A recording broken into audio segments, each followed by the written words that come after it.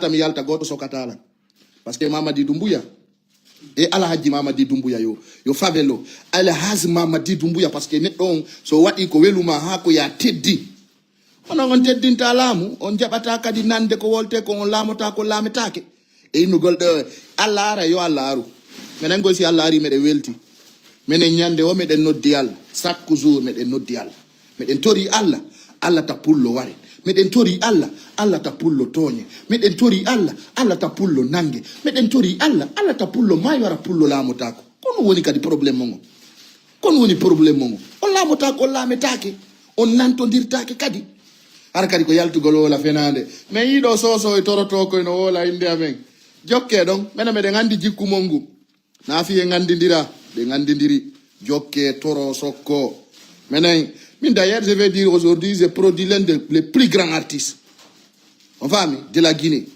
mo anda andalande be alna yon terti dum hande fop ronki warede min ni on si tawi wana baba ali mu bari represente l'axe wangal yo goddo go yalti wondo don o wiya ko menen kuwa fi l'axe donc très simple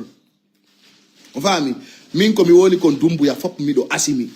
min ha hande mi wolari ko mi firti ko dum woni biddo gorko wolta ko wadali min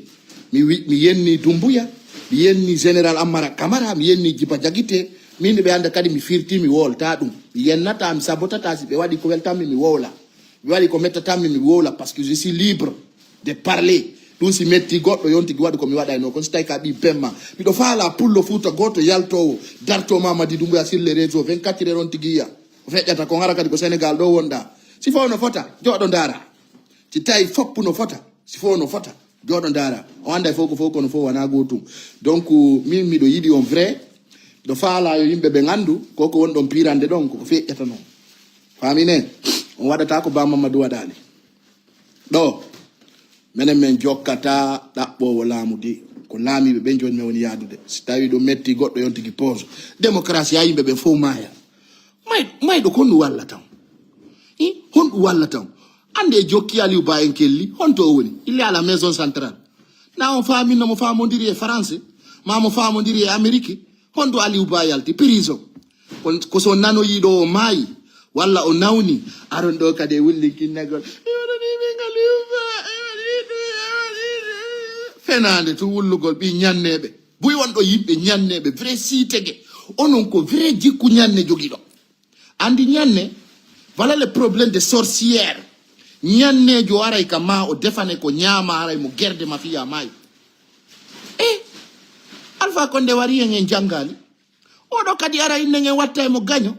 do lanni kala dartido do Doumbouya mede yamiri yo sofi mo ayo non ko sofi na be on tumbe ngando den gere do ara on hottala Guinée do kadi on wadanay do hore mon laamu Paul Kagame hara onon e Guinée ko e vidéo parce que onon on famata si tawi ko metti on ko mi wi ko manifestation watta si tawi ko metti on si tawi ko metti on ko minni ko hande kadi pullo fuuta waretake don faala wole ndian kala ko faala don min nawno ngollidiri mi général Mamadi Doumbouya goy mi hala nawn taw mi yidino e général Mamadi Doumbouya kon tawaka ani mi sudora min ni lobbi ngango ka pale Mohamed Senko ni min nawno ngollidiri mi Doumbouya de nawno ngollidiri mi Doumbouya na ngollidiri mi présidentiel ludale min be yu golle am be dari be tayno laba be ni kumpay ko ndo yo waru me walda mi hande mi natare cellule communication IFDG mi hande mi jettali carte membre IFDG mi anda ko feetu don min jango mi do wayinde ko mi faala do laamu jango mi do wayinde la faala wonde maire jango la wonde la faala wonde chef de quartier jango la faala wi de la wonde ministre de la jeunesse fi goddo faala ka dum mi do faala dum hada mi wola awa ngeray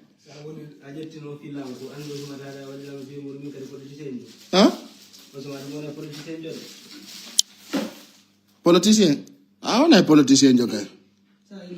fenobe bura politicien honorable Ablaye Kula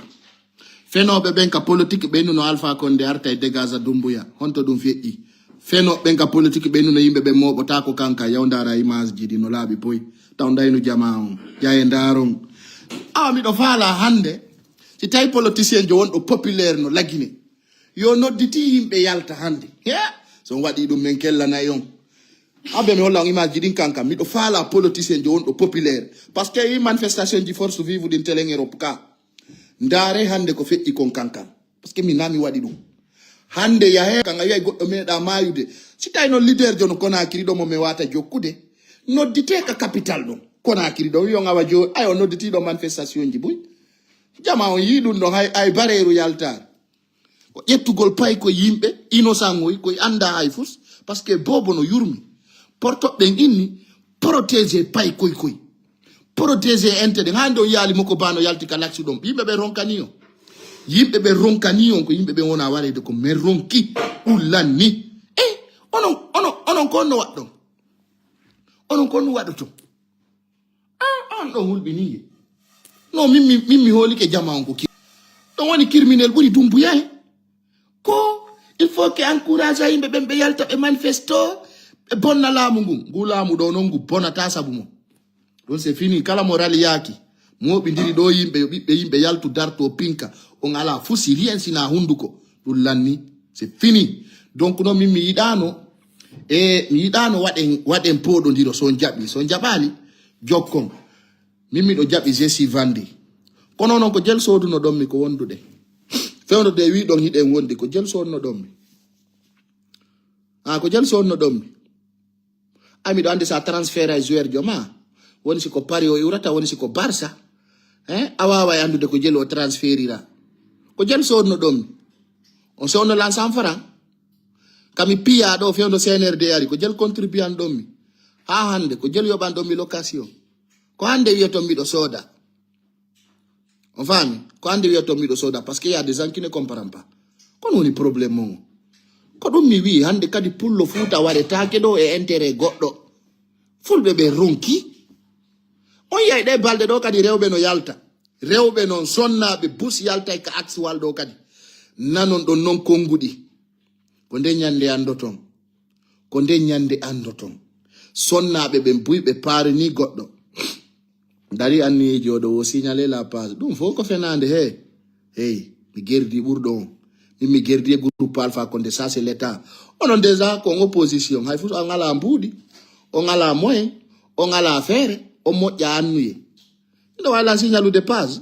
on ɗon kirɗi ko ɗum andirton iɗon yurmi quoi c'est à dire si ɓe yi anniyeji mon ɗin tawa ɗo yurmi say ɓe wi hay ɓenguma so gerdi ha wonde a jeejay ɓenguma sa ari a falama yo golludu a tawi ɓenguma jaɓa a multay ɗayna waɗa birdi famodiron keɗon siko min mi araño minna maccuɗo minna mi maccuɗo mo aroton min goto commandaki lan min nenange bengan yiri lan ni acciri lan ni ko goɗɗo momi fottiri ni wolatami ɗon feeti komin falɗon hollude foutaise sina ɗum Dumbuya mi haala ni on hanki min ni on Dumbuya wana bappa mum wana kawu mum onon e makko on heccira présidentiel ludalen ɗen teddini leadership maɓɓe on hiɗen teddini ko ɓe jokki kon kono noon en wawata jokkude fiyo pullo ware ɗum c'est fini ɗum na haala noon et puis mi hallan ɗo hunde wotere on fo yi ko feƴƴi kon sere kore ɗum feƴƴata ka lax ɗon goɗɗo ware ɗon wonira ni tun fi goɗɗo na jooɗi min ni on si tawi les faux blogueur la si mi jooɗi ɗo Maroko ɗo no wola fi Dumbuya déjà si goɗɗo ari Maroko ɗo yo ndaruno lumbira o yara Espagne ma do o ndara no feƴƴira o hewtoya gaɗa hara nafi joɗagol da ala ko ñamaɗa wola fi politique min mi besonnaki e monétisation fi gurdado ande depuis on detima di page monétisaki miɗo wuuri min ato Facebook adde monétisation min miɗo wuuri hino ɗo blogueur ɓe bus komi walli ɓe ay monétisugol page maɓɓe ɗi landeɓe min hande mi heɓali komi añani si neɗɗo waɗo komi watta kon kono ɓe en huwodiray on beppidama ça je vous promets min noon min mi gerdata e mon parce que ɗo mari Mamadi Doumbouya junior Paul Kagame de la Guinée ko on doit ɗon gerdude terto ɗon siɓɓe mon ɓen onon toujours pullo Fuuta ko siɗɗo mon tun hollata doole hay Ousmane Gawal on hunnana on no yiila on ɗo no wolana on ɗo ko metti hande on susta liberté on to liberté kono e démocratie ma gonga ɗaɓɓotol la Guinée onon c'est-à-dire neniraɓe men ɓen jeeyaɓe ngal laksuwal du'aji mon ɗi du'ani ɗon men ɗin hewti haray meɗen welti anana ɗo ɓe noyna laccu commandaka ko beppale hay oto no commanda hay ko ma caabiyara an ayi ko yaari yeeso hara goɗɗo ala ɓaawo nana ɓe noyna ɗo goto commandaki lax hay o page ma ka darata ɗum ko an commandi parce que ko tuma recharge da internet o active da connexion o si goddo ara ndara ma si goddo ni ma goto commandaki ko beppale non ala ko ala hore kono woni andano sarde jodora si don anduno on inatano commandaka ay joni ay commandaka yo goddo yalti don fero don hayre ma bara don lawol mo tuni ni don hande kadi e inde goddo men sekay mo ayona ay onon ko dum tun nanoton me ya men jeejam alaji Mamadi Doumbouya men rukuruku no fita ko feddi konta wattu o jettino o ya gaño mede multudemo famondire hi jeejam ha o jaba yaw in non don o ya bonni ton dum fi intérêt o mon don feti ko foti dey e pidon jini awa ha men ye goddo yo yaltu don hande kadi fi yo biddo goddo ware winde do kaydiri oy deja mi salmina do Bala Samura Bala Samura wi oy payku oyni do kala nangado do no wadde mobilisation fi yo pullo ware men zera e programme makko dum no laabi pos lande be hoorebe tawanobe e noddugol manifestation senda mbudi e quartier ji di ngande on to be woni be fo be wada sir mandat dépôt ka maison centrale goddo jokkiti ton be wola ga justice pour justice abo mi walle mi ala yennude do goddo wolna gonga tu yon tigo yennimo haut commandement de la gendarmerie nationale on Bala Samura o wi be yahanta goto ka makko kono kala tawado e destabilise go lamu mabbe ngun si be repima hewto e maison centrale foto da ton haysi ko lebbi jeego ma hitande on suma sa yalti anda lendi no commandant min ni on ta goto mi yido jodi do France no wiya min accanta Doumbouya tippi Conakry ay Doumbouya ko gorejo ma kono wawdon ko min accanta Doumbouya na militaire jo na sati do wongol militaire jo na fitir ministre a wonata ministre d'ailleurs na a wolate do jente a jente take parce que hala ma wela on no sikude yimbe be ron kanale o gere mon penale o gere mon ko lannata 15 ans de combat fenande e accilan so njugol ka kon lanno dirde donc hare jaman ko yo faamu réalité ji di do wana fi yo goddo et puis mi ta goto jeeja on do jeejirtom jeejo mi fi fenande jeejo mi ko mi wawata wadde kon woni dum min ta goto no dae mi en ala sabu e dum sabu yo pullo ware tawaka e dum mi wata inude hande ko pullo mi yidi ko pullo mi fala ko pullo mi woni pirande mi daro ha pullo maya so ndari on tawa yimbe ben no hiida atawa yimbe ben no hiida atawa yimbe ben ko kon kambe be welti ko pullo futa fellirte wa keroru vive la paix si tay ko dum don dandata pullo hara ware taki menen ko dum men jokki général Mamadi Doumbouya menen melen active lobinga mengo meden bawo ma fiyo men dadu men danda déjà me yi ministre de l'administration territoire on Ibrahima Khalil Konde o wadi hande yewtere kaw andintindi be jettay mesure fi hiwgol yimbe ben dum kadi meden weltori kono buri dum ala mota ko ala metake fi intérêt goddo taw wadu dum haray onon ko men tawtindirtu yimbe ka berde bambe to ko dum no faala don nyande o nyande ko nyande ko yo goddo ware natte ka berde bambe to dum lanni ko fetti kontan Alpha Condé feƴƴi dum filli to tako do c'est fini pour le Fouta o daday o danda ha nyande kala hebude leader jo mo be tay odo be wata mo dartade on suma on tigi non ara en fo woni bawo makko o laamo o golla duubi sappo ma duubi joyi o potto kono on faala yo be wadu c'est-à-dire on faala yo be yawbe activa lobringiji mabbe din enen e Doumbouya den habi en haba fus Doumbouya men essay woni men dal men tay gasta yoni meden bawo ma kala mo wona bawo ma yo hotu lagine ton holle kon dum mettimo kono woni dum kono sonjirton yimbe be o te Conakry awa mi o indi mi hotu minni mi hotta fala be lambe ni mi hotta no do mena so la awa piye la are nango mi piyon jode do won be America ma France ukka on e birdire fenande indo be artu Conakry go la mo Facebook Doumbouya ko e Facebook nangi Alpha Condé we me acce son jabali yaay ukko do ngoyi pay ko yete kun ngamara camara hande mi no nani on hande mi do nani Amara Camara no fero Congo di mi tani ni politicien fo no fatta hino diwna Amara no Amara il n'est pas petit menen ko menen Amara en hulata parce que be andi nous sommes des personnes très bénies famine min fala do wadu video contre an ko mi yawi don stay na mi yawi don ko min fala do futen nade ami nami wadi coup d'état nami woni président de la transition comme metti on kon fap ko min kon pullo wari take pullo yaltata hande kadi pullo manipulé take do et puis yimbe be nanani la si yimbe be nanani makko ya torano be Allah yo Allah wadu balke mabbe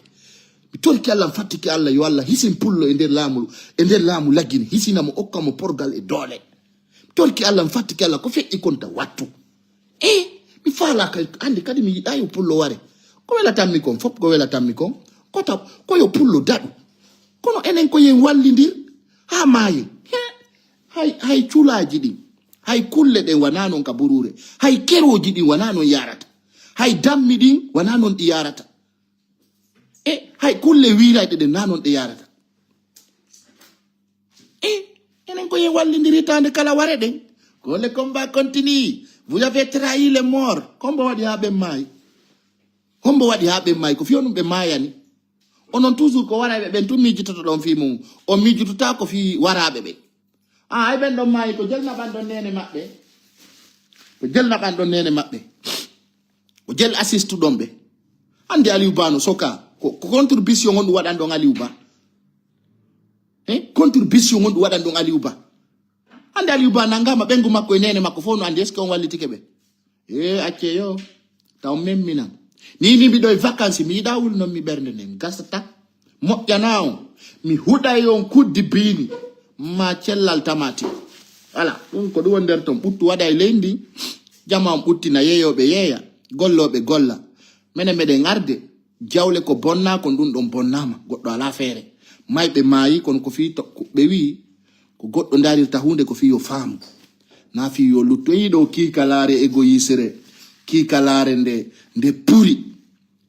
kullingil ngil no wola fiya mi nga yidala nge dumbuya ko dum fa sa annon sa yenni dumbuya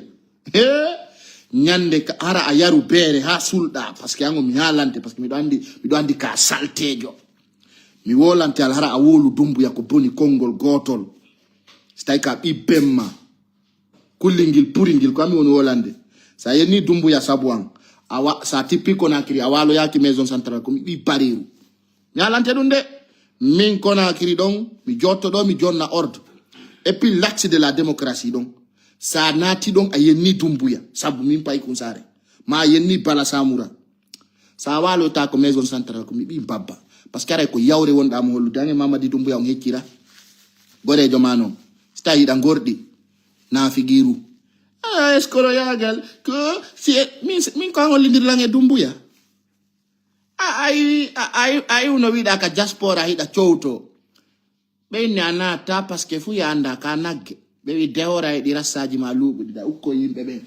kalare de gosotako awa mi lilete acciami hewta ka getoro am acciami hewta ka getoro am min buye mon do mi rendinay on vrai mi ukka on e fayande mi nami nafi girude mi ala do fiyo goddo welto mi do hacca yo goddo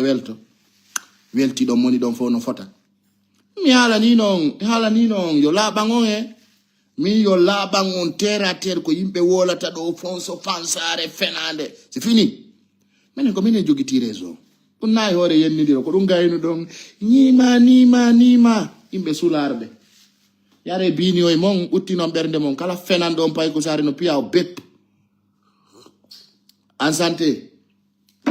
et puis kayta jama wonbe de Maroko do wata be yejjutu sodugol nebbam basili fitoni mabbe din ta feccio kon non nebbam basili ko fi lototodo mo ala no gosora haray ala no lotora ka tigi ko sida gosade sida ba nebbam basili wuja katoni fita toni din feccio awa gando a beppu nani pay ko sare meda ka atakede a fenay petit epida beppi epida feni benu no mi ndare taki mi sikkitu wana jinna jolla ndare do ka yimbe no kere fo kontuji kono doron kata ko onon ronkata e kono woni fo onon toujours d'ailleurs vous avez des faux comptes vous êtes faux vous êtes des faux militants vous êtes des faux partenaires vous êtes c'est-à-dire tous les moyens vous êtes faux o ande atta mi jabo Amadou Simba min mi dabbanay mo biniri bere ko yara lande mo wari 2 fois Sénégal mi considérali mo ala ko geral fi yugo na hando medala yude min miɗo senidiri giɗo e gaño min so yi yimɓeɓe miɗo ƴetti distance e maɓɓe min pay kusari min mi yata hakkille goɗɗo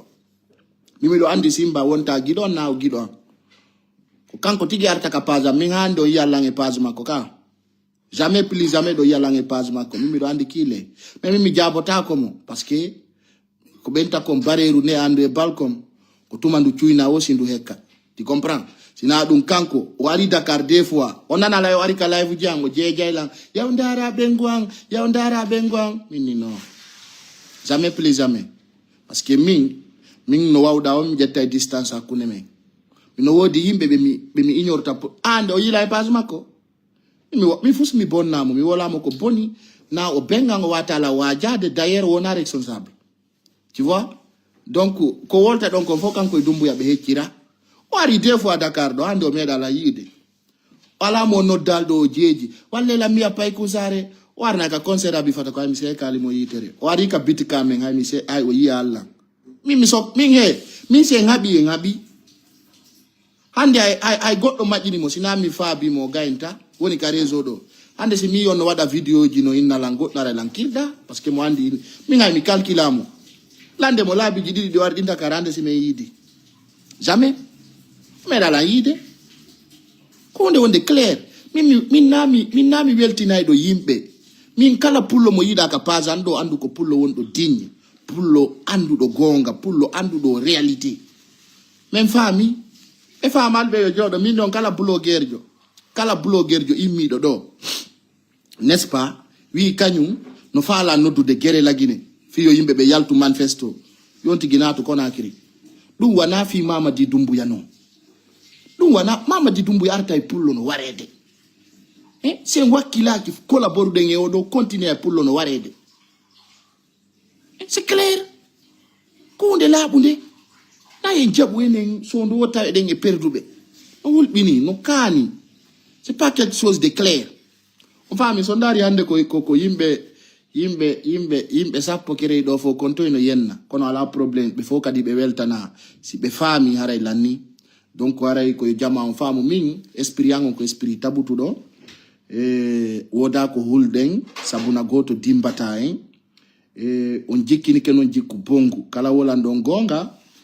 on faalete yennugol on tigi sikka no woodi ɓe hulɓin ton kono enen ko enen jeydi min noon torki Allah fattike Allah to Allah okkam ɓernde yennugol pullo Fuuta ñande kala mi anni ɗum Allah ittu fiira e programme ji an ɗin yawata ko pullo Allah waɗi tagilan kom pullo mi aybintama oɗo pullo kadi min mi aybinta présidentiel dalen ko mi nanta yimɓe no wola ɗo iɗa yenni sel no fof ko fenade ɓe ala ko ɓe humi ɓe ala ka ɓe hatti ɗum ko woni vrai combat on hande kadi en jaɓata pullo ware ɗum ɗon ko clair et net ɗum ɗon si metti goɗɗo tawi ɗum ko hoyre hara yo on tigi ƴettu ɓiɗɗo mum on hikkina yeeso mijiti nene ma ara ka baba ma wonda e baba ma ha jibina miñam ma yiya miñam ma no felle fi ɗaɓɓugol laamu e leydi ndara tawa konko wona ɗon piranede wana ko woni laatade siko koto ma waɗa ɗo welete ɓe wi kala ko a waɗata e temmere ma nden tawa ɗum e temmere goɗɗo no hulɓini sabuna enen ɗo fuu ɗe gandi ko woni kollagine o faami mono foori e réseau sociaux no ɗo na haala ko gonga na on faami na on innuno ɗon waɗi campagne ɗon faala désabonnade min ni on yahe ha tawa noon ɗum waɗa e paykun sare ɗano ma fina kono hande kadi min ni on sonnaɓe immoto kalaksi ɗe balɗe ɗo ɓe inna hande kadi goɗɗo piyetake ɗon waretake on suma kadi mi yiyay ko wolo ton on yi ko feƴƴi kon kankan ka on yiyali par ce que no satti e mo yaafe o vidéo ɗo ko inerde tan tu wattemo nan seeden ɗo o yi ko feƴƴi kon kankan emi hollu on ɓe paniki taw panique total ko mi yi kon kankan mi yiyal ɗum hay nokku yimɓe ɓen a yiya goɗɗo meeɗa mayde kankan habbe mi holla on yimɓe ɓen fof faami terte o ponso pansa mon hey ɓe nawo yimɓe ɓen ko mbuuɗi yoɓa onon kadi yoɓe yimɓe ɓen mbuuɗi on yi hey ndare regardez o yi kankan hino on yi ndare ɗo hino regardez Hein? Vous voyez? Il a fait des concancan. Hino. Regardez, nous avons compté. Na kankan ni. Hino. Hein? Tu as mis enfants là, yo no do manifestation qu'on a akiri wano bedo yalta contre Dumbuya. Onon kadi yobon. Ayo ngi ni bedo ko yoba, onon kadi yobe yimbe be yalta. Yobe yaltine mbudi mondi. On to mbudi mondi. Ko mar don ko ngayon jonnama mbudi on fo. Ta ina do ko komba patriote men woni wadde. Menen ko men patriote be. Tant yu ka patriote mon don de woné dom. Restez là-bas. Ko woni non. On fo do mari bibbe. Be blogueur be wonbe wolde do fop. O marbe bibbe no be artir bibbe mabbe be lagine be hikkina be yeso. Be na fi amen komba on. Aw ko fi ombo do wadande komba. Ay na fi mo. Ko fi ombo.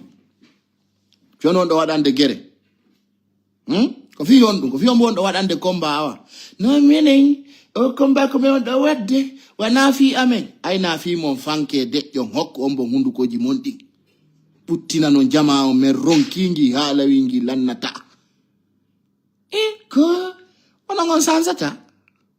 On sansata, onon toujours qu'on perdant. Onon on sodata jouer. Onon équipe mo on toujours itande kala qu'on perdu. Men sali men tawta. Hara ala jimama di Dumbuya me golle den kankan. Hara me den welti. Me den habbi kadi ko ni ko ngarde Konakiri. Donc haray hollama taw élection ji di latotako e nde hitande 2025 ko woni ko yewti dum ko porte parole makko kanyu woni Ousmane Gawal président Séragal ami wala no Ligue des Champions kay no fokkiti entre congrès IFDG on Ousmane Gawal la ilaha illallah Muhammad rasulullah sallallahu alaihi wasallam acce yewte fi on Ligue des Champions kono te ngabbi qualification ji di andi min si don wada no barki on wada no doy parce que don andi on fo on so sta Ousmane Gawal nana wobbe nenna o ko fi mbudi be jokkiri o min Ousmane Gawal men alda affaire fu sérieux ko woni o qualification fi Ligue des Champions fokutu do entre vous et Ousmane Gawal donc men arbitre ko men darobe kono mi do nani Ousmane Gawal no fero ko yete comme pavé don andi pavé en français ko lek ko boggol fempangol ponti ko do woni pavé jonno ko si tay auto no dogude e honno boggol wadangol gol ponti fere ka hore lawol Ousmane Gawal wi kanko wi si o ma yali congrès watta IFDG hara o tawaka joni non no habba andede ko latoto parce que ko dum doata wonde objectif on ko dum doa landede si tawi non jango Ousmane Gawal tawama ay onon no wodi ko famali wallahi be desuda parti ji bu wano RPG Arc-en-Ciel des ans yi Alpha Condé ande o ni wo fitta Dumbuya e ngabbori dum wa dabbunde ni yimbe ben no moni be moni hay be fadda goddo wolna on gonga tummono don balde kon no way voilà quoi donc yimbe ben no moni den tori Allah ta tension nangube Allah ta kono Mamadou ko warata ko goddo warana tension ko crise cardiaque Allah ta cardiaque nangu am tori ki Allah fatiki Allah ni ko yaru ndiyam fota yare ndiyam moƴƴa fita crise cardiaque nangu am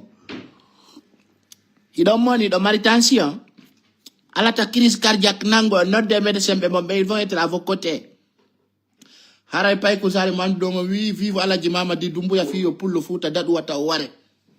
ande kadi meden tori ande kayta goto pied meden tori kadi kala politicien jo fala do lamu yonti gi yaw négocier Alaji Mamadi Dumbuya o wi atigi haray Alaji Mamadi Dumbuya men ari meden baawoma meden fala lamu gum fami min Ousmane Gawal no aylan sodude min ko Mamadi Dumbuya sodila le général Mamadi Dumbuya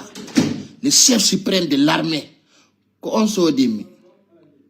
ko kanko sodimi min na goddo bo min mi gollidata e ministre jo min ko Mamadi Dumbuya c'est lui qui a fait mon nasa Ousmane Gawal lan sodu de hande wawa de jango min tunga Ousmane Gawal hay bonjour wonta ko nyawen ko patron Ousmane Gawal mardi affaire o wietedo Alhaji Mamadi Dumbuya mi sodaki de min lobby ngango ka pale Mohammed 5 andi ko bon nafi diru misi lutti e ministre jofus ko Alaji Mamadi Doumbouya mi woni yewtude mi wi si mi respecta mi teddina ko jokkuda kon pullo Fuuta waretake oni si tay ko dum don faala don mi do teddini mi do respecti mi wallay mi tambito ara pullo waretake tanke itti do tanke pullo fellaka wa dammol mi yi harade na manifestation ko argol tun tonya pullo bonnanamo tanke dum wadali mi do supporti Alaji Mamadi Doumbouya on pattu dom mi signi mono faala non yenna ilan fi Doumbouya mono faala menasay mono faala piyay mi wi itti nde nyalande do samedi 1er février menen e Alaji Mamadi Doumbouya ko men haldi kon menen sengo amen no laati o wi hande kadi pullo waretake don be sécurisay l'action haramo bonna hula o wi manifestation jidin ko me rewrewete den fo harade watta mais ni ok ala problème men créé ko wiete ko mag foppu yi magon yidi premier ministre on et ministre de la sécurité Ibrahima Khalil Condé be wi haray ko sadi ko toli ala problème be nani hande kadi jama on menen si Mamadi Doumbouya ni men wallito to moye men wallito to mo de si tayno élection hewti kono ngandi si vota nay mo si votantamo gagni do men gollida donc kadi kono yarata donc min haldi Alaji Mamadi Doumbouya hey katigi ko ndo wona warirede o wi ko parce que don violude don bonnude luwaji din o wi kon wadata dum acca haray ko manifestation jidi accu jon kono goddo jodorta Amerique wiya yon piru inabe manifesto contre Donald Trump ko ni ko ngartirde yimbe be Amerique wiyondo yinko itato isapo no gayono ya daroda nous sommes en Belgique on se manifeste contre Mamadi fenande on manifestino do contre Alpha Condé aron ku don wule fusiyalti donc tan sonju jama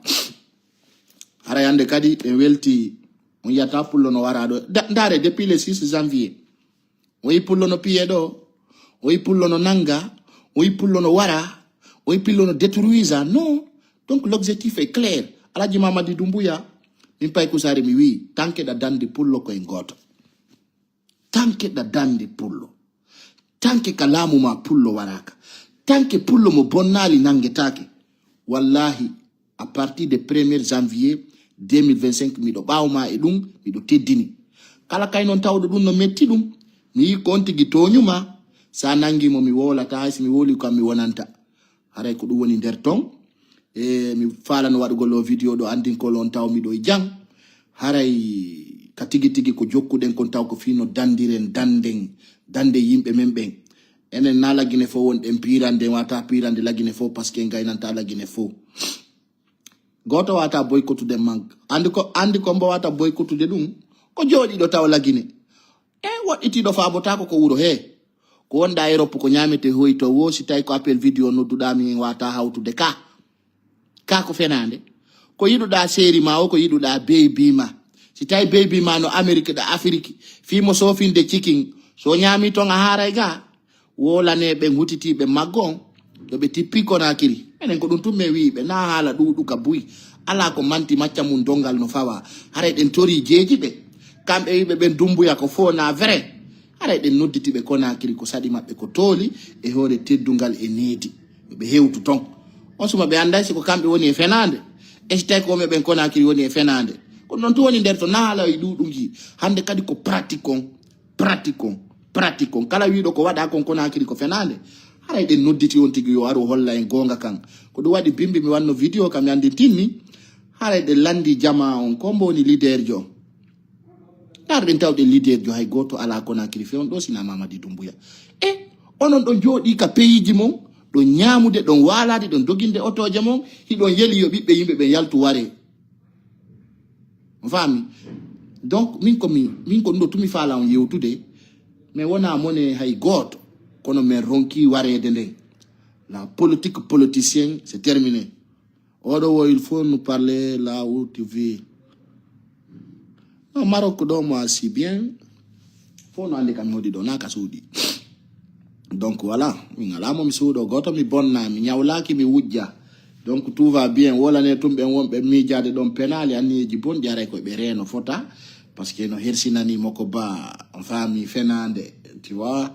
Donc hare ko woni der ton tout le monde soit courageux ko fetti kon kanka en wada vidéo e mum bimbi e holle jaman ko fetti ko kanka ma don simi wawi jolade do seeda montana on do vidéo yi on ko nyalli kon kanka mon faala jento ma acca don donc hare ko woni der ton fami donc hare ko woni der ton hare fono weltana fono yida ke die portes tout le monde e yo Allah hisi pullo fuuta yes yo Allah hisi don jabu goto mañi pila on nani wone bawan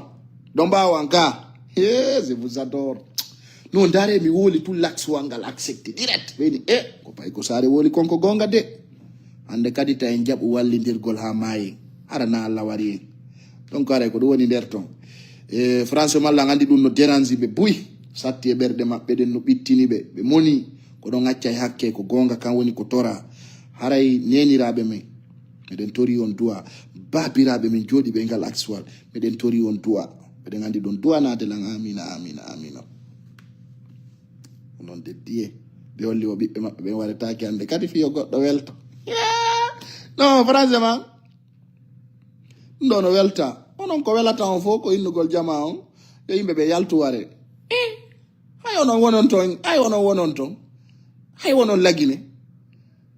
on yiɗo wano seku konduno en no julora en ɗo c'est-à-dire bu heɓi ɗo piiji ko enen woni julorde enen en famata awa menen men faami Allah yon faamu ko men faami kon ko yeeso ko ɗum ɗo tu wallata e laamu ɗen si goɗɗo waɗi gere duuɓi 15 o heɓali ko faala kon yo ndaaru laawol go kadi ngol o rewa hara na gere be manikaɓe ɗo en ala dole dartagol ɓe en ala pinka na enen lammini Mamadi Doumbouya waɗen doyi harata en wi en welna e welali parce que sen wi tum en welna e welali lanna en heɓali donc ta en jaɓuɓe on faala ɓe waru en ha lanne on faala ɓe waru en ha gasen onon ko ɗum woni faale mon on min inni men tawaka kala tawɗo noon no woni contre ara meɗe wima ko saɗi ko tori Conakry ɗen habbima meɗen habbima Conakry haray ko ya hewtu menen non men tawa kay ware teɓɓe men noddata kadi o goɗɗo yaltu wareye yo welu mo mettata fiinugol ɗo ko démocratie na ɗo men pirani Alpha Condé o laami o wonti gaño amen Alpha Condé on mo yiyoton ɗon kombo woni piranano ɗo Alpha Condé Mamadi no gollude nani général Mamadi Doumbouya no gollude kanko bete o wallaka ha hande o heɓali programme ay fus rien absolument kono o moyen kanko général Mamadi Doumbouya o waɗi simandu o gudoroni kalun ton mo gollude yimɓe ɓen ko naafigi tum ɓe yiɗare ko nisude mais yawi men hollira golle makko ɗen fap Conakry ala waɗi si men filmi men posti yimɓe ɓe yiyay mi tippoto Conakry mi holla ko général Mamadi Doumbouya réalise kon minna ɗum ɗo ko général Mamadi Doumbouya waɗi ɗum ɗo ko général Mamadi Doumbouya waɗi fo yiya mono moni fetta dan ni ɗum hande kadi o poco paca men enen ko lagine ɓurani men wonɗo o on jooɗi yimɓe sularuɓe ɓe ala hay ka waala ammoni si kon ɓiɓɓe worɓe onon e Doumbouya on heccira menen men ɗoftike men inni général Doumbouya meɗen ɗofti kala kadi mo ɗoftaki Doumbouya yon tigi puyintinno Conakry inna ɗoftaki tigi yiya ko feƴƴata kon meɗen ɗofti meɗen e ley koyɗe général Mamadi Doumbouya fiyo leñol pullo Fuuta daɗu meɗen ɗofti kono woni ɗum porototo siɗon mari ɓernde yo men andu siɗon gorɗi yo men dandu meɗen ɗofti meɗen e ley koyɗe général Mamadi Doumbouya fiita pullo Fuuta wari ay ko ɗum ɗon woni ko dandata men min do miɗo ɗofti kala kadi yiɗuɗola yo ɗofto ɗon taw nani ɗofto dey ɗofto wona ɗon jaɓa sa yi wana ɗum ko feƴƴi kon fuɗɗito ɓe inni ko neɓi ɓe ndiya rewta e ilol haray ko ɗum mi falno andirtinde merci beaucoup chers compatriotes haray miɗo e jaam Paykou Sarr vous embarrasse beaucoup ña voilà onon mo yiɗon wono yoɓa nani ay ko fi Ousmane Gawal wona o onon fi Ousmane Gawal no anini on on ɗon o gengay on fi Ousmane Gawal no anini on nini Ousmane Gawal no welti par ce que o andi hande kadi projet an on feƴƴimo ko min e général Doumbouya woni ko woni kon général Alaji Mamadi Doumbouya haray meɗen salmina on meɗen andi hande on danto moƴƴa men yi ko feƴƴi kon kankan Alaji Mamadi Doumbouya watan hulu stay tum pullo waraka itti do jabudey Alaji Mamadi Doumbouya haray meɗen tori on yandi appliqué ko wiyete ko sécurité fita fulɓe ɓen wari haray meɗen mbawa mon Alaji Mamadi Doumbouya mi faala ɗo yo attaquant faala ɗo yo wolu fiyan mi yo lagine fo wolu fiyan ko min ɓe yawi ko mi waɗi kudeta ka ko min laami min miɗo asimi mi suuɗaki Alaji Mamadi Doumbouya ke Dieu vous protège haray ko feƴƴi kon feƴƴi joni ndaren fi ko fewndi ko haray meɗen to daw Alaji Mamadi Doumbouya chef suprême de l'armée ngayuri non si da wolde fi Alaji Mamadi Doumbouya ko ya ittu ligne tuwangal fondo général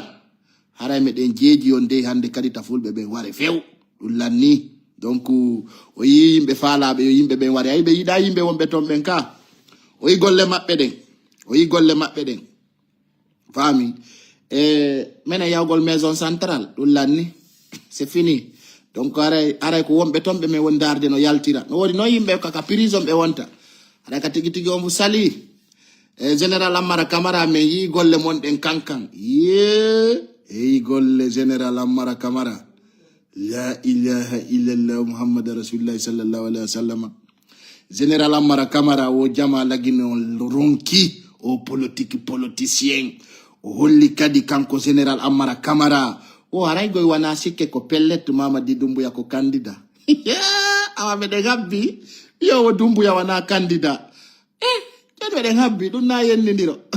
koko wonɗo winde ɗo fo si nene mo ngala ray babi mon no mari kono jamma on faami gonga kam ala allo kuya na perezi ni de komboni perezi Mahmoud yeah. Okay abo no disete mi anda ano dido numero nima do perezi haray Alaji Mamadi Doumbouya ko men sakkitoto wiide do meɗen respecti on meɗen teddini on en gerdi e nder ɗi duuɓi tati e lebbi tati feƴƴuɗi ɗo men dari men tawi onon sama kala ala e programme mon on de onon Alaji Mamadi Doumbouya wallahi on yarali makka sama kala on natirali armée pagay no Alaji Mamadi Doumbouya mi dari mi tawi ko gerduɗen kon fof ko ɓuri mi ngalɗinde mum koye gardi o mo ñande attaque mi men feri goddere mi dari mi tawi no gerdede donc on se rallie vraiment sans problème voilà ɗum si metti goɗɗo yo fawto haɗa ka tigi on se retrouve encore demain soir meɗen faala yide ɗo goto petto wolowo ɗo ara 1000 personnes dara e mara ko Doumbouya wonɗa yennude dara si men sekatama ɗum c'est fini noddugol ɗo guere lagine noddugol ɗo piro noddugol ɗo sonko ɗum lanni hande kadi kala faalaɗo wadde guere ka joɗo ka ɓaw téléphone ma de sa moƴƴinta yawa Konakiri bonna anda on ma siɗa ɓuuri Aliou Ba ɓernde ma siɗa ɓuuri Aliou Ba puissance minen do buya men dogi yalti leydi ko sawa kala wona merci beaucoup je t'aime beaucoup aussi je vous aime voilà c'est ça aray on jarama lannata ko wolte kon ciao panique minen meɗen panique duuɓi 6 meɗen ɗo silamu Doumbouya ngol lanni kadi en waɗa e goɗɗo ngo so Allah jaɓi en jokka kadi arɗo o menen men ala on probléme kala laamiɗo men gollide hande kadi men waretake ha menen kadi men laamo non alama ƴettude frère ya waɗa ka page ma live hanki mi ƴettunoma ɗo arɗa ɗo ɗa faala déconde ya yimɓe ɓen haalnila faami o waɗa faala ala yennude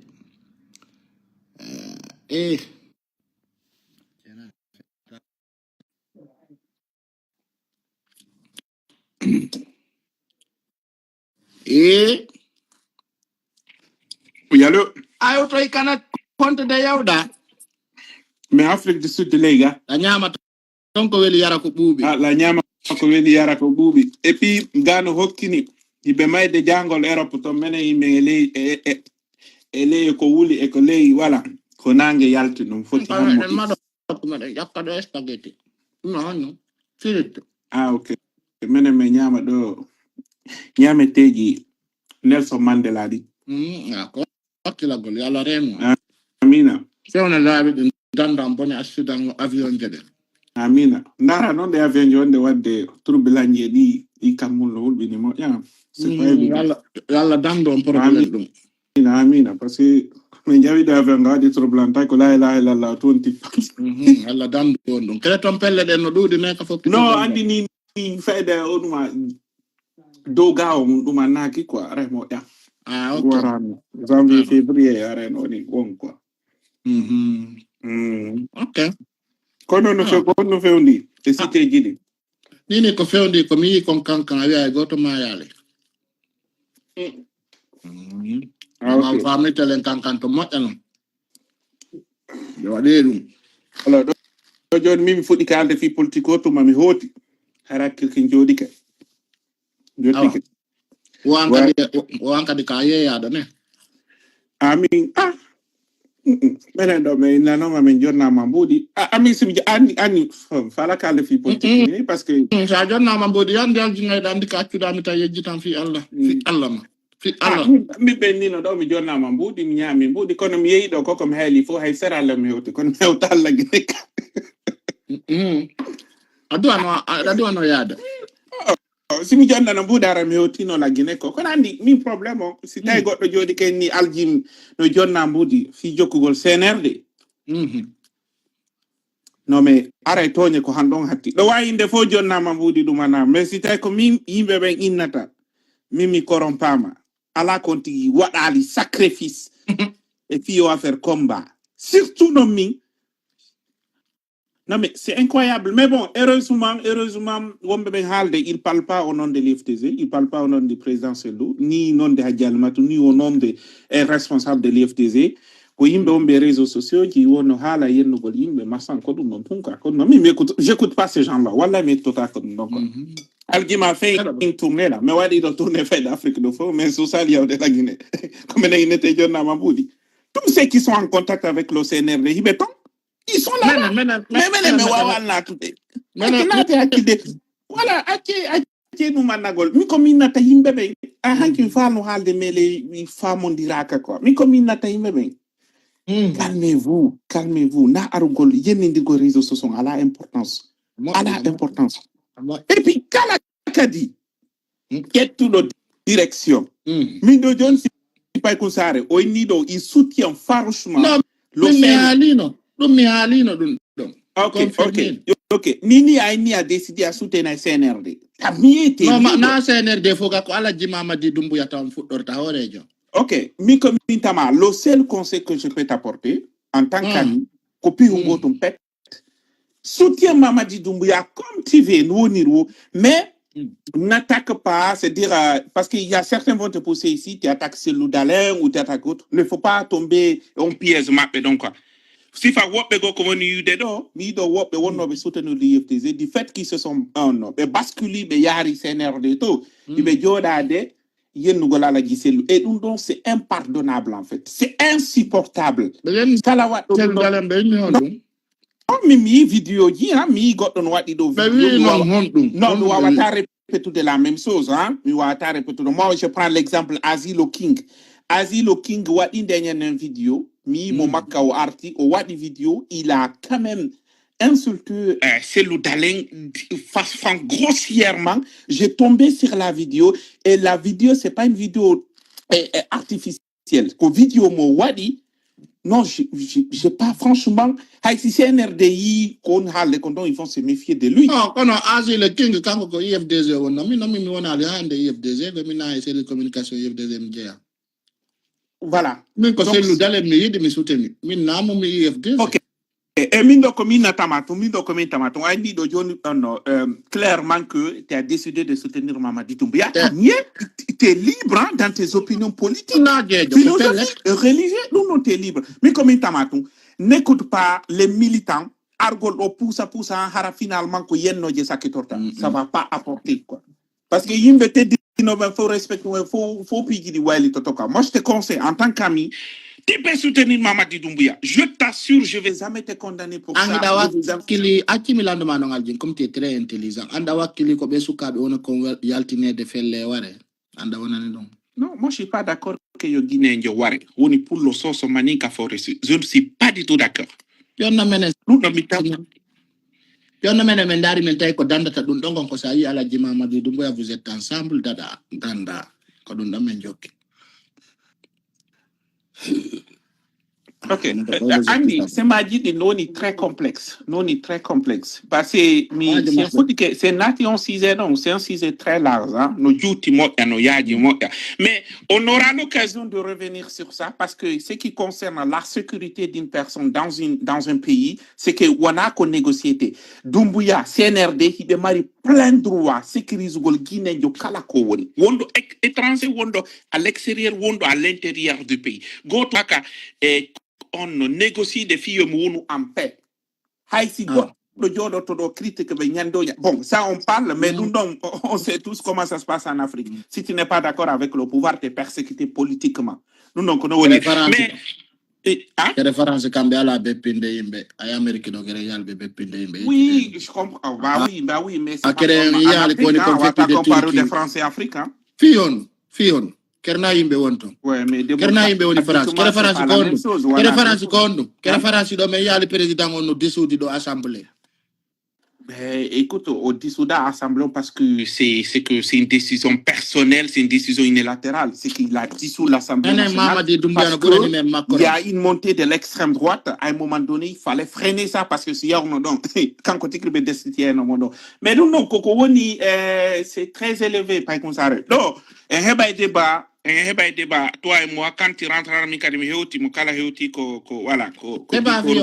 débat fion. Non, ben, écoute, il fait des débats. La Mamadi Doumbouya donc je d'accord. Ara wala fi bien jima coding ko woni Congolande les dinding pour les projets de Simandou, le renouvellement de Kaloum, le renouvellement de Radisson, Blood, l'hôtel Kaloum, tu vois, et il est candidat,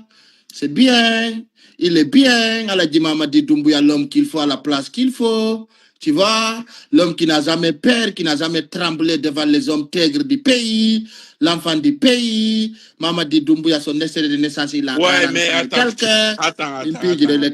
Mais non qu'on le débat, il faut qu'il y ait un déca. C'est-à-dire, Mindo Simtauti Madojone, Wadi débat, Simando 2040, les projets, les réalisations, le CNRD, les actions, Kankanto, tout. Débat. Il faut que je prenne une position, tu prends une position, l'autre prend une position, on engage un débat. Parce qu'à le main reste là, la main qui a tous écrit Cristiano Ronaldo, la main qui a tous, voilà, la main d'or. Ouais. Malheureusement, les Guinéens m'ont envoyé beaucoup de messages à dire pourquoi tu ne mets pas ton pied en Guinée. Donc voilà, moi je dis de tourner mes sous-salias de ton cas. C'est un initiateur de Johnny Lambo, de Haraï. C'est qui tout le monde a dit donc quand tu es maintenant à Kizugol. Pas que ça arrive. En andalou, quand il y a un débat, il faut qu'il y ait deux camps. Haraï Dato, Lanto, après on discute, on échange. Quand on doit le débat, quoi. Famille. John Simiami, on a un débat ouvert. Non, mais ouais. Des débats. Non, c'est pas parce que maintenant tu soutiens CNRD, Mamadi Doumbouya, débat Wata. Non, il y aura un débat qui va animer. La seule personne qui pratique un débat, encore aro yenna. Non, ta yenno me yenna ta goto yenna ta. Mokala no arrêté pas des positions. Mais yenna ide. Hein? Yenna te. Non, pas ça, mais peu importe. Mikala yenno dolam. Sabu conviction ango, sabu religion ango, sabu décision ango, je m'en fous. Voilà, non mais fait non voilà. Dari abimi holla ma do ayda yidi sonna be la babbe dari ko windi ko ngeddo ko jiwodo abimi holle. Pottere ben kullu ko dari taw regarde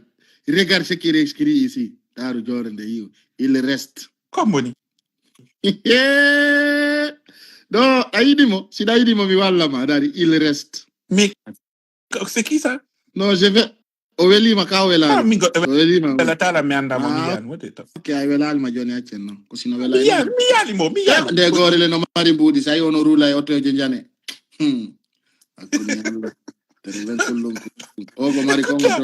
Attention, il y a 1000 personnes qui nous regardent là. Ah, mi wawla ne min na fenande ko mi woli ko min gore den no laba mo mari otoje laba de type sa i forme de type pare ta wulay fenana lima type pare labo de poyni o kadi non naare be mono mana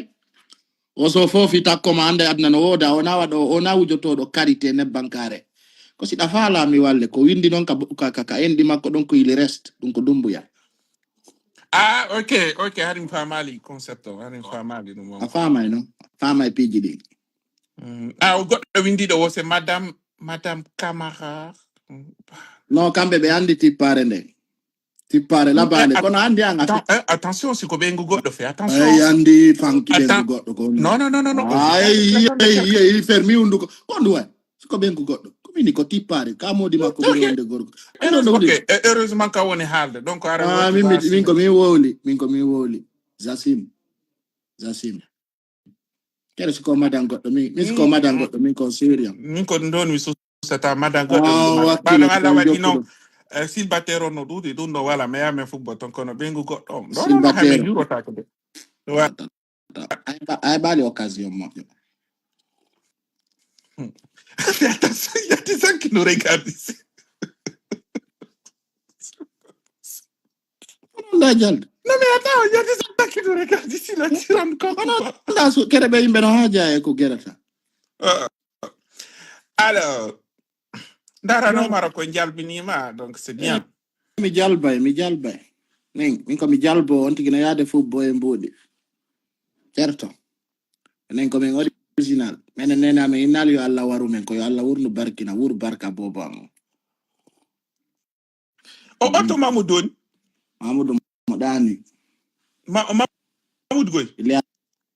dans la chambre il se repose là-bas Ah, d'accord. Johnny ara mi akiti ma yara nini da wa ya sigi Johnny, écoute, on est dans Django Membouzedo, direction Dakar, on 11h, 12h, direct Maroc, avec nous, Bruxelles, hein, mais tu pario et mardi, mercredi. Avec nous, ça a été le plus beau séjour de ma vie, hein, parce que ça a été purement familial, amical, et puis voilà. Donc, avec nous, on va déclencher le débat politique, on respecte les règles, il faut na yenore na dumako, mo kala défendre position défendre ba CNRD ba RPZ ba IFDZ c'est on IFR hara ko dum hore respecte la règle ni non ko dum dumanito dernier conseil goton fa la halde Pai Konsare a décidé de soutenir le CNRD moi comme puis goton la majorité marbe ben audience mo e ko réseau di do ko militant di IFDZ on buru dodude s'il vous plaît so ngari ko Pai Konsare do no bona laisse-moi parler kono na tu n'es pas d'accord. yimbe IFDZ buri dudde ka réseaux sociaux de yimbe fo no ka réseau do men hay marocain be no darde men non la majorité ok certes John Habotun John Milanite no quoi so ngari on tawi Pai Konsare no soutenu de CNRD ono kadi yahe soutenu candidat jomo waton arum déclenche ko do yenno mi ko min ta Pai Konsare do to kota goto pusu mo do o yalto no yena selu dale ma o yena responsable non, en fait, je suis en train juste de dire à l'avance, quoi. Parce que yenno yenensi doudi, bernon tigine yawa, ça va déborder. Et c'est ça, moi, personnellement, je ne souhaite pas. Que nous, non, pète. Mingo zetifan on a selu dale min ko fino pulo futa dadira. Ok. Nafi selu dale nani la. Ah, d'accord. Goto kanwen de gars au Ousmane Gawal, oh non, président de ah, ok. Bon, bref. Donc, les gars. Merci beaucoup, Aljim. Merci, Jonaray. Et oui, Lunani. Konto de Wandani. Merci, Sud-Amérique, les gars, Pretoria. Ah, yalla rere. Ok. Merci beaucoup. Salut. Thank you. Voilà, donc kala no woni libre souten gol kala mo fala oui ça va na binti ka neddo moƴƴo na binti weltanto masimi hoti na binti tu n'es qu'une bonne personne que je connais à travers les réseaux sociaux on s'est vu que Dieu te protège tu es vraiment gentil tu es généreux tu es une personne que j'ai vue sur TikTok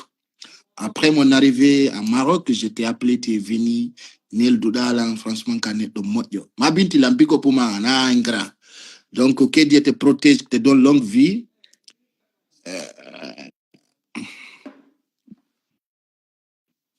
Tonton lang direct do la salmin de ala jimama di domboyata. Do la direct la salmin de ala jimama di domboya. Mais golle mon en kankan. No golle. Sabi do direct si mi gayni yewtay.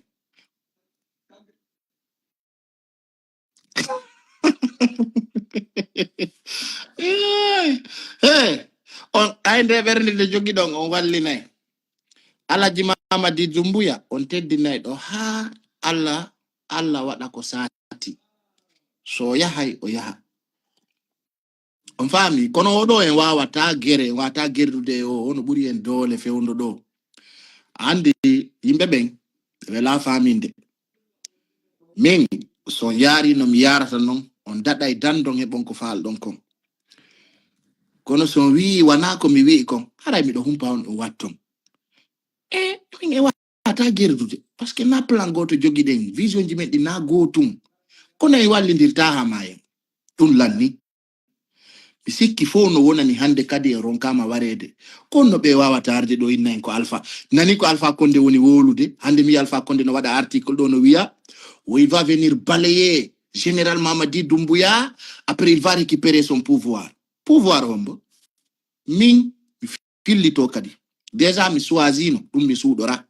mi inni si alpha konde dari keda Mamadi Doumbouya dari keda je préfère Mamadi Doumbouya 10 000 fois c'est clair. Donc ɗum non no laaɓi pos ɗum kadi mi suuɗora ɗum namono mana parce que bete Alaji Mamadi Doumbouya en ɓen ɗon bete so yiidi o yewta e famodiron ɓe wannama ko ɓe faala fof haɗa ko ɗum woni nder toon que Dieu vous protège tous, que Dieu vous protège que la protection et la bénédiction de Dieu soit avec vous. Donc haɗa ko ɗum woni nder toon jarama albarka mon. Donc ciao